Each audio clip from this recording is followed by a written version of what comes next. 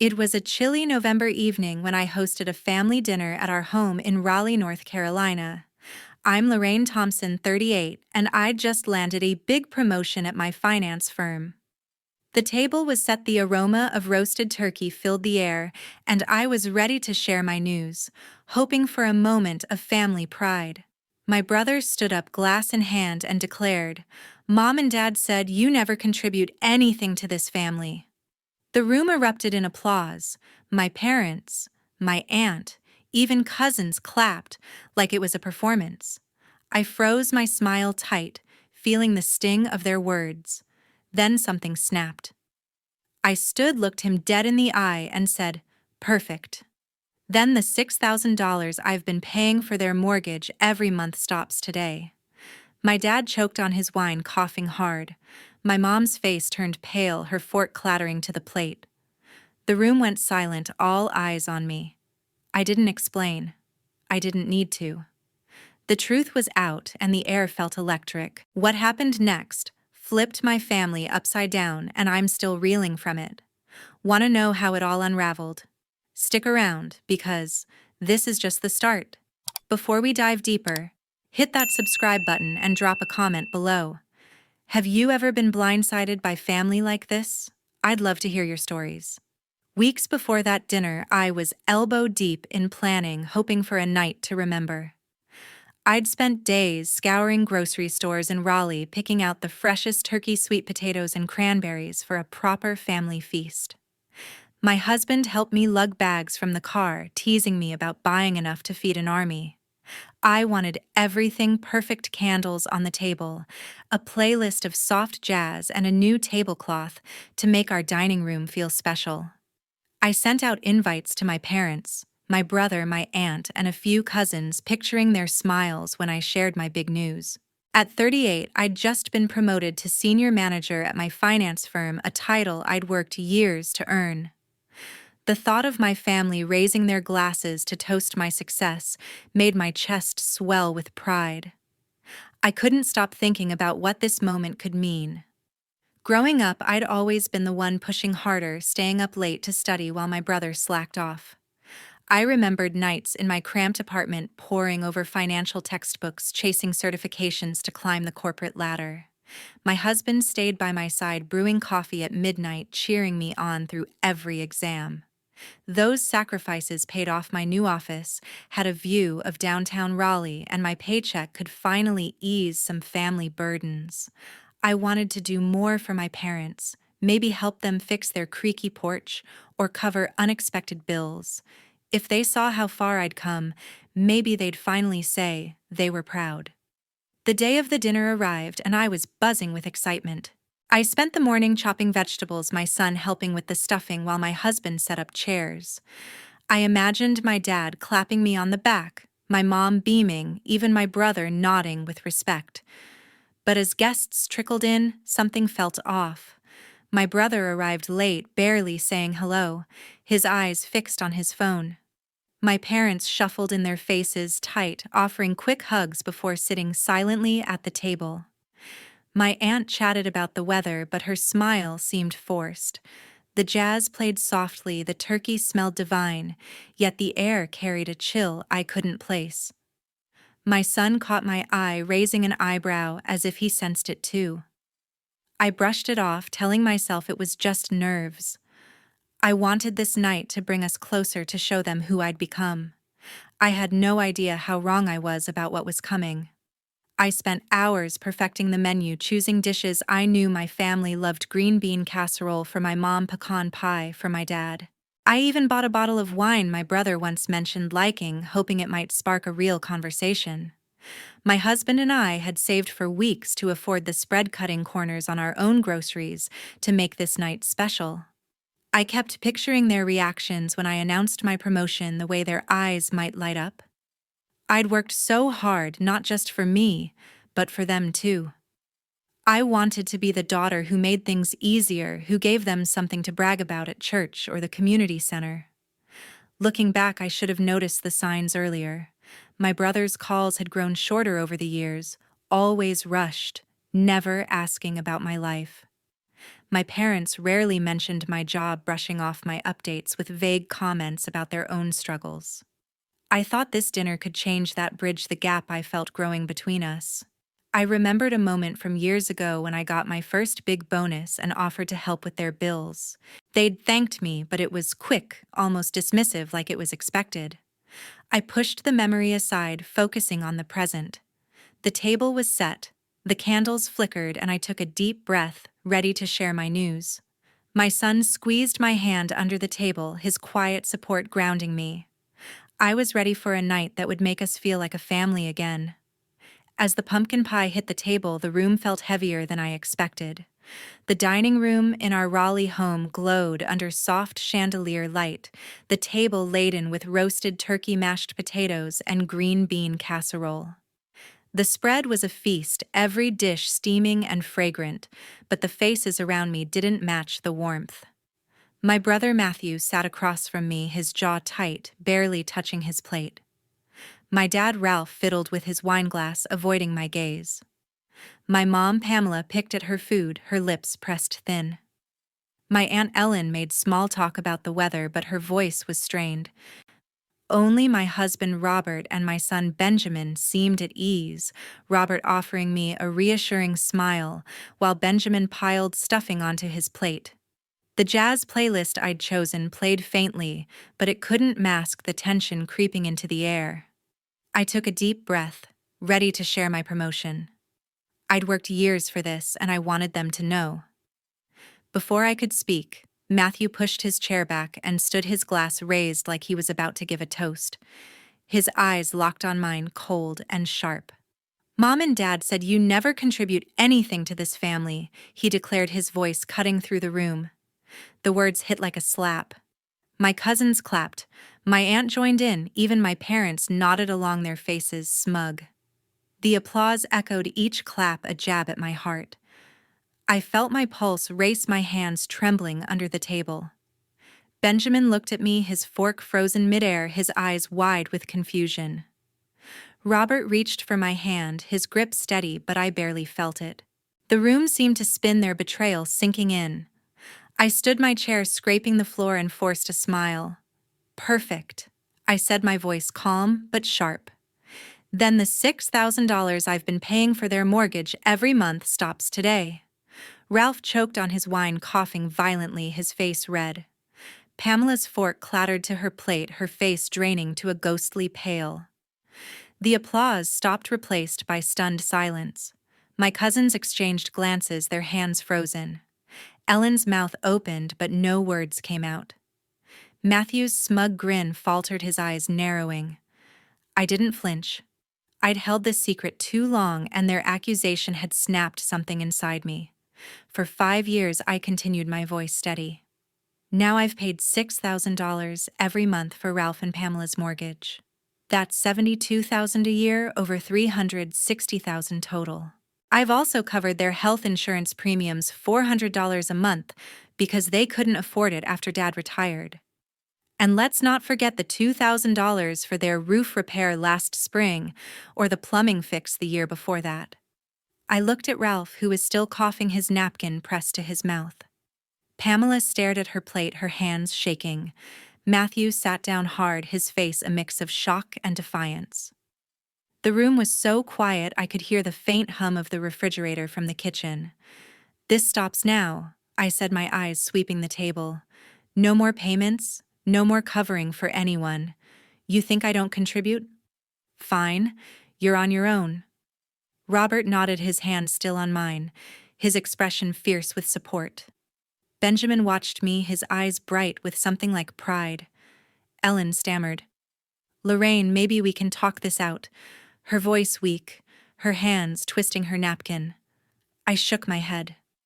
"There's nothing to talk about," I said. "You made your stance clear." Matthew leaned forward, his voice low. "You're really going to do this?" "Over one comment?" I met his gaze, unflinching. "It's not one comment. It's years of being invisible to you all." The rest of the meal passed in near silence. Pamela pushed her food around, not eating. Ralph sipped his wine, his cough subsiding, but his face still flushed. My cousins avoided my eyes, their earlier enthusiasm gone. Ellen tried to change the subject, mentioning a neighbor's new car, but no one responded. Robert kept his hand on mine, a quiet anchor. Benjamin ate slowly, glancing at me every few bites as if checking I was okay. I felt a strange calm, like a weight had lifted. I'd spent years carrying their burdens, thinking it would earn their respect. But that night I saw the truth. They didn't see me, not really. And I was done trying to prove myself to them. 3 days after the dinner, my phone buzzed with Pamela's voicemail. I was in my home office sorting through emails when the notification popped up. Her voice came through shaky but sharp, pleading for me to call her back. "Lorraine, you're being too harsh." She said, her tone a mix of guilt and accusation. "We need to talk about the house payments. You can't just pull the rug out from under us like this." I listened, my jaw tight, as she went on about how tough things had been since Ralph retired. She didn't mention the years I'd covered their bills, not a word of thanks, just a demand to keep the money flowing. I deleted the message without replying, my fingers hovering over the phone. I'd spent too long carrying their weight, and her words only hardened my resolve. That afternoon, I logged into my bank account and canceled the automatic payments for Ralph and Pamela's mortgage. It was a simple click, $6,000 a month gone. I also stopped the $400 health insurance transfers I'd been making for them. The screen confirmed the changes, and I felt a strange mix of relief and dread. For 5 years, I'd kept their lives afloat, thinking it was my duty as their daughter. Now I was done. Robert walked in, saw the screen, and nodded. "You did the right thing," he said, his voice firm. Benjamin was at school, but I knew he'd understand. My family, my real family, was here in this house, not begging for handouts while judging me. By evening, my phone lit up again, this time with texts from cousins I hadn't spoken to in months. "Heard you're abandoning your parents," one read. Another said, "How could you be so selfish?" My stomach churned as I realized Ralph and Pamela had started a whisper campaign. They'd called my uncle in Charlotte my aunt's bridge club, even our old neighbors, spinning a tale that I'd turned my back on family. They painted me as cold, ungrateful, a daughter who'd rather let her parents lose their home than lift a finger. Not one mentioned the hundreds of thousands I'd paid to keep that home theirs. I scrolled through the messages, each one a fresh cut, but I didn't respond. I wouldn't play their game. Then came Matthew's text late that night. "You're destroying this family," it read. "Mom and Dad are freaking out because of you. Fix this, Lorraine." I stared at the words, my heart pounding. He'd stood there at the dinner leading the charge against me, and now he had the nerve to blame me for their panic. I wanted to fire back, to list every dollar I'd spent, every sacrifice I'd made, but I stopped myself. Replying would only drag me into their chaos. Instead, I turned off my phone and went to bed. Robert's arm around me, his steady breathing a reminder that I wasn't alone. The next morning, I focused on what mattered. I drove Benjamin to school, laughing as he told me about his history project. Robert and I planned a weekend hike, something we hadn't done in months. I pushed the family drama to the back of my mind, determined not to let it consume me. But the rumors kept coming. A coworker whose sister knew my aunt asked if I was okay, saying she'd heard I'd cut off my parents. I forced a smile, said it was complicated, and changed the subject. Ralph and Pamela's story was spreading like wildfire, each version more distorted than the last. They'd told relatives I was hoarding my wealth, that I'd always been distant, that I cared more about my career than family. It stung, but I refused to engage. I kept my routine steady, anchoring myself in the life I'd built. Benjamin came home with a good grade on a math test, and we celebrated with pizza. Robert and I stayed up late talking about our next steps, maybe even a vacation. But Pamela's voicemail lingered in my mind, her voice echoing with entitlement. I checked my bank account again, confirming the payments were stopped. The finality of it felt right, but heavy. I'd carried their burdens for so long, it was strange to let go. Yet every time I thought of calling back, I remembered their silence at the dinner, their nods when Matthew accused me. They'd made their choice, and I'd made mine. A week later, Matthew walked into Robert's office without warning. Robert was at his desk, a small accounting firm in downtown Raleigh, papers scattered around him. Matthew didn't knock, just strode in his face, set with a mix of anger and desperation. "You need to talk to Lorraine," he said, leaning over the desk, his voice low but intense. "She's tearing this family apart by cutting off Mom and Dad. It's not right, Robert. You know it." Robert leaned back, his expression calm but firm. He'd seen this coming, especially after the texts and rumors swirling around. Matthew went on painting me as the villain, saying I'd left our parents in a financial mess without a second thought.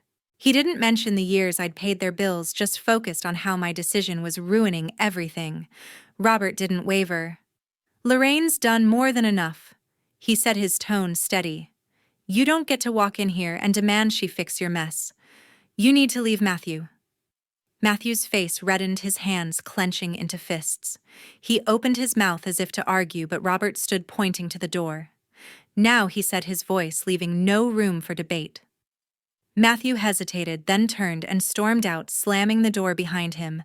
Robert called me right after, recounting every word. I listened, my stomach twisting.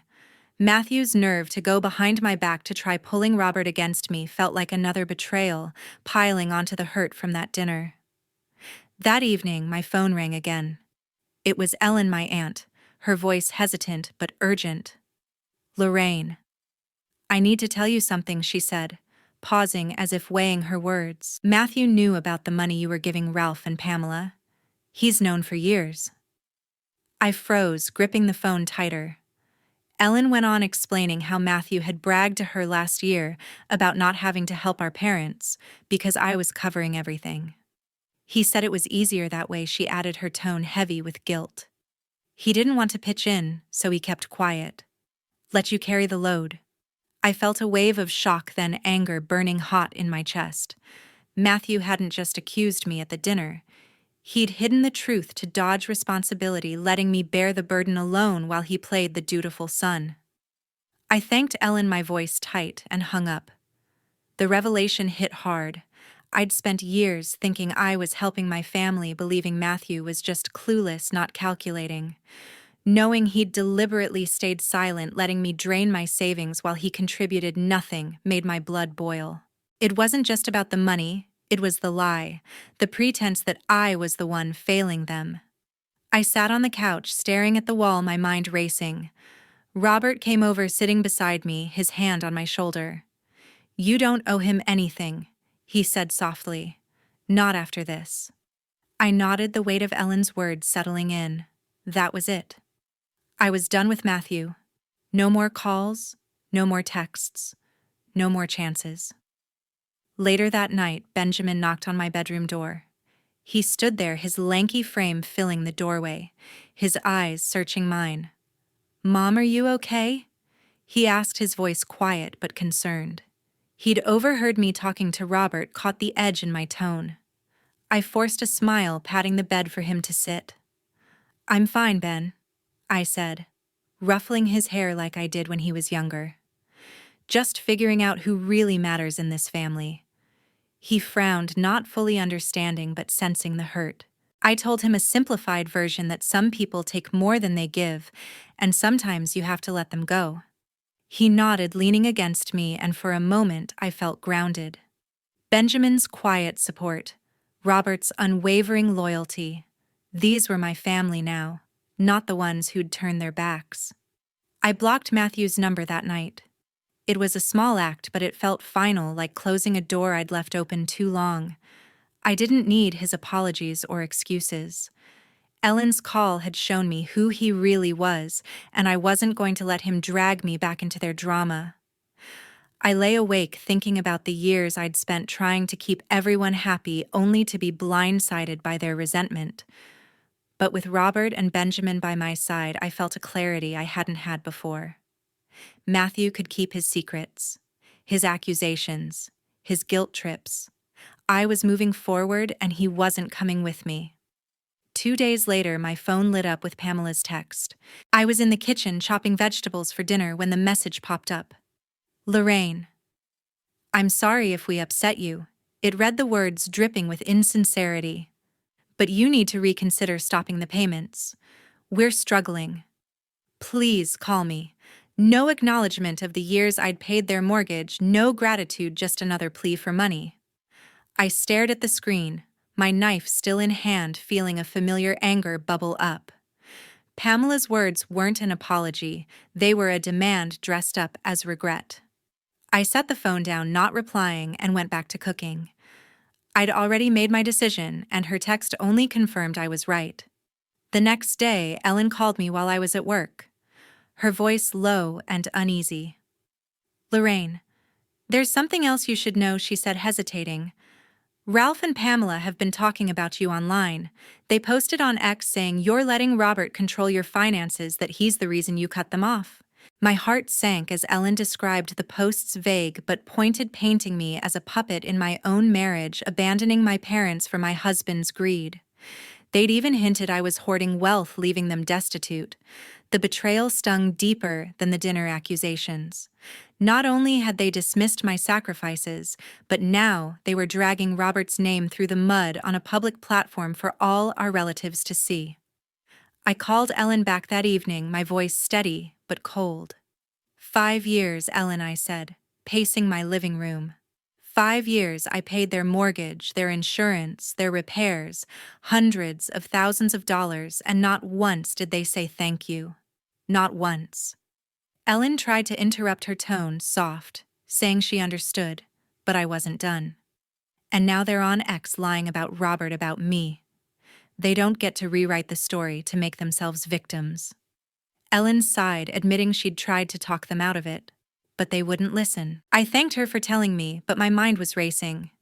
This wasn't just gossip anymore. It was a deliberate attack, and I was done letting it slide. That night I made a decision. I blocked Pamela and Ralph's numbers just as I'd done with Matthew's. No more texts, no more calls, no more chances for them to guilt me. I'd spent too long hoping for their approval, believing family meant carrying their burdens without question. But their lies on social media, their refusal to acknowledge my efforts, showed me who they really were. Cutting contact wasn't easy. There was a pang of guilt, a flicker of doubt. But it felt necessary, like shedding a weight I'd carried too long. Robert sat with me as I did it, his hand on my back. His quiet support steady as ever. Benjamin was upstairs, unaware, but I knew he'd understand when I explained later. The next morning, I called my lawyer, a woman I'd worked with on a few contracts at my firm. I explained the situation, not just the stopped payments, but the rumors, the social media posts, the years of unappreciated support. "I need to protect my family," I told her, my voice firm. "I don't want them coming after us for money or dragging our names any further." She was calm, professional, outlining steps to secure our finances. We set up a trust for Benjamin's college fund, ensuring it was untouchable. She also drafted a letter to Ralph and Pamela, formal but clear, stating I'd no longer engage with their demands. It wasn't a threat, just a boundary, one I should have set years ago. I felt a strange peace after that.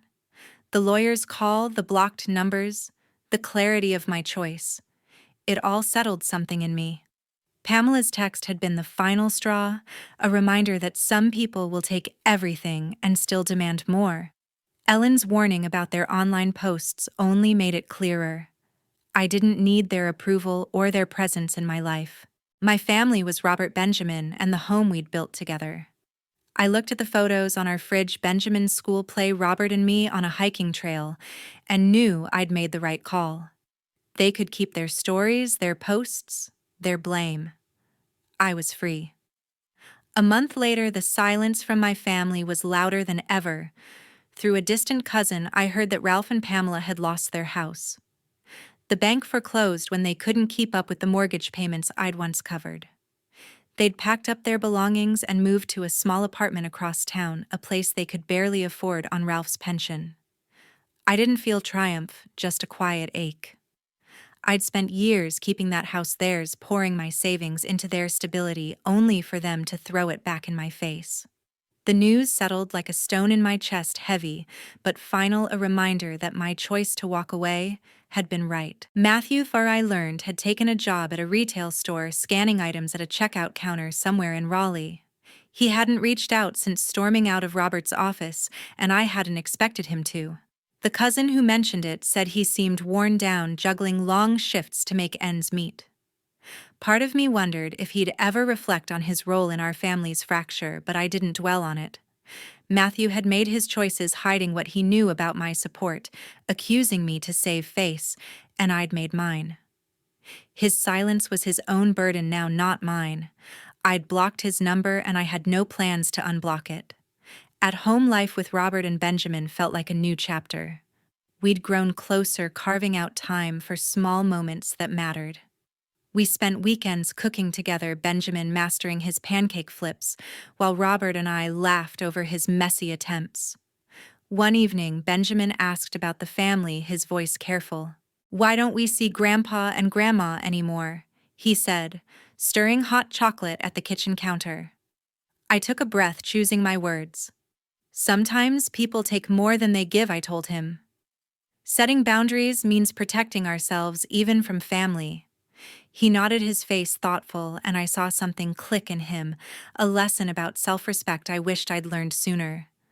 Benjamin was growing up, and I wanted him to know his worth didn't depend on others' approval. I found an old box of receipts in my office buried under files from years ago. They were records of the mortgage payments I'd made for Ralph and Pamela, $6,000 a month every month for 5 years. I flipped through them, the faded ink, a stark reminder of the weight I'd carried. Each receipt was a piece of evidence, not just of the money, but of the manipulation I'd endured, their silence, their accusations, their refusal to acknowledge what I'd done. I didn't keep them out of bitterness. They were a lesson, a way to remind myself never to let guilt pull me back into their chaos. I tucked the box away in a drawer, not to dwell on but to glance at when doubt crept in. Looking back, I saw the truth I'd missed for so long. Family isn't just blood. It's the people who see you, who value you, who don't demand your sacrifice without gratitude. Ralph, Pamela, and Matthew had taken my support for granted, twisting it into a story where I was the villain. But setting boundaries wasn't about punishment. It was about protecting myself from their ingratitude and manipulation. I'd spent years trying to prove my worth to them, only to realize they'd never see it. Robert and Benjamin were my family now, and their love was enough.